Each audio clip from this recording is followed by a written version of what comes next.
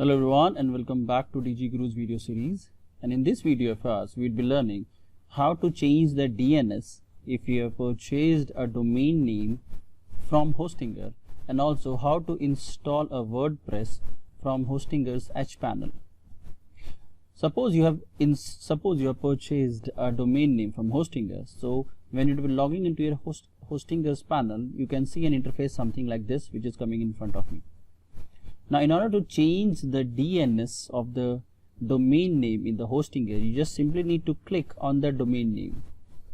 When you'd be clicking on the domain name, you'd be seeing the interface of name server 1 and name server 2, as you can see in front of me. So if you need to change the DNS of the domain name from Hostinger, you can change it from here.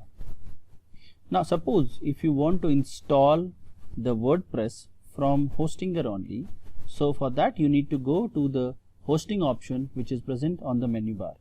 Just simply need to click on the hosting option.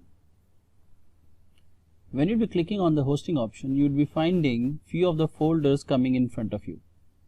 As you can see, these are the two domain names which are present on my platform. So I want to install I want to install WordPress on this domain name. So let's just select the domain name. So when I've selected the domain name, now this options has came in front of me because I was having more than one domain name.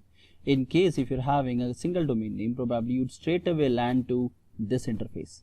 Now when you have landed in this interface, you need to scroll down and you need to reach down to a platform where it is written auto installer. In case if you are installing the WordPress from any other service provider like HostGator, you must be in the Cpanel. In Cpanel, you need to search for Softaculous.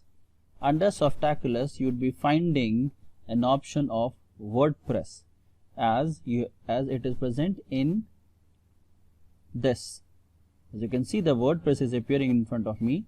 Similarly, in Hostinger or in HostGator, you would be finding Cpanel. Under Cpanel, you would be finding this WordPress option, as you can find out here. So in order to install the WordPress, you need to just click on the WordPress button, and an option would be coming in front of me. Now in Hostinger, this space should be left blank, and in case of Cpanel, there is also an option, that is if you are installing the domain name the WordPress from HostGator, then there would be an option again which would be present in front of your domain name in the name of subdirectory. So you need to keep that directory empty. There should be nothing written. Now out here you need to select a password and you need to give your site title.